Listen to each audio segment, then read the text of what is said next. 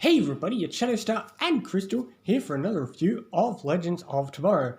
This time it's Land of the Lost. So we got dinosaurs and we got Rip's mind. Yeah, pretty much. It's split into two halves. So you've got the dinosaur stuff. We get to see Amaya be with a dinosaur, which was a cool sequence apparently. Yeah.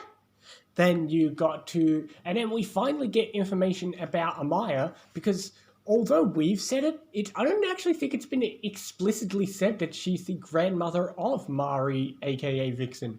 Oh yeah, true.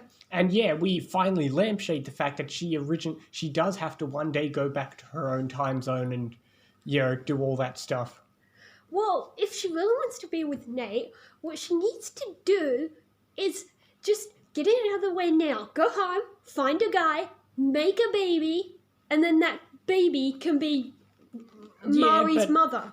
Mari's past still has to play out, and it's a whole ripple effect thing, probably. Yeah, apparently Amaya has to be there when her village gets destroyed and Mari goes into foster care and all that, and that's what makes her a hero. Yeah, so all that happens, and that's about one small little plot. The other plot is going into Rip's mind, which was a cool sequence. I think the evil firestorm looked really cool. Yeah, I guess so. So yeah, you got to see them fighting themselves, which, yeah, that's cool, I guess. You get to see them fighting themselves, which is fun sequences. Sara gets to fight herself. It's fun when you see it all come together, but it must be really weird for the people making it, having to constantly do shots and then switch Katie out with her body double so she can be the one we see from behind or in front or whatever.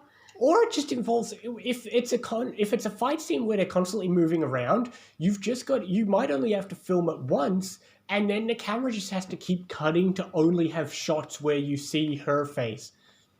It's not like a conversation where you've definitely got to see the both ends. Yeah.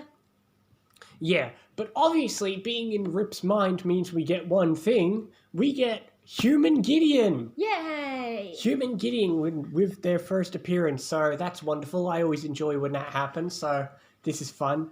She didn't do much, but I don't know why. I just enjoy it. There's something fun about it. I don't know why. Yeah, she's cool. It is. I don't know why. I just love it. Especially, since, it's a character who's normally voice acted and now she gets to pull on a real episode. Yeah, it does bring into question, like, how real it was. Like, was he just imagining a version of Gideon? In the end, she mentions she knows what happened, which makes sense because before she's mentioned she can see into people's dreams, and that was sort of like a dream. The question is, she says she enjoyed it. That brings into question whether or not it was her actual consciousness and she was experiencing it, or maybe she just said she enjoyed it as a way of saying, if it was really me, I would have enjoyed kissing you. That's the one that would make more sense. Yeah. Yeah. But yeah, this is what's known as a bottle episode. It's very self-contained. Like, you've got the dinosaur plot, you've got the Rip plot, that's about it. There's no external stuff, there's no side plots, there's no plots with the Legion or anything about that Except, of course, the cliffhanger. Yeah, of course, the cliffhanger. But other than that, there's nothing. They always like to tease us for the next episode. Yeah, but everything is self-contained. So it's a tricky episode because it feels like you can wrap it up in like 2 sentences. I guess so, yeah, but it's still a good one. Oh yeah, it's still good. That wasn't a complaint. I really enjoyed this episode. It's one of my favorites. Maybe it's just because I enjoy Human Gideon. It's her first appearance, but hey, we got Rip back, which is great. And it is crazy how, we're this far into the season, and now, like, Rip's on the team again, and it's the first time Rip's been on the team at the same time as Nate and Amaya. Yeah. Yeah, so that'll be interesting, so.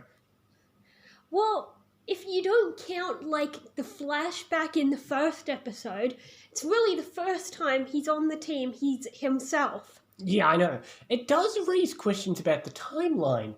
Well, not so much this episode, but think about it this way. We know that Rip went and got the other pieces. I mean, he got all the JSA members and spread them throughout time, right? Yeah.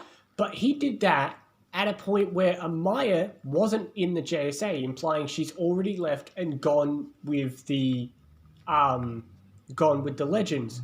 So that implies that she always ends up with the Legends. But Rip did this before she joined the Legends. So again, that means that always happened, even though we have the whole thing of like Rex Tyler telling them stuff and... Well, okay, we know that her destiny is to live in her village and make a baby with some guy, and that baby goes on to have Mari. But we don't know when she... Perhaps at some point she was going to leave the JSA to go to live in her old village. I guess you're right. It's just a slightly different version now she's gone to the Legends. Yes. So originally, she would leave to go back to her village, and then Rip would show up to give spear pieces to the JSA. I suppose that works. It's just this... Yeah, I didn't think about that, but yeah.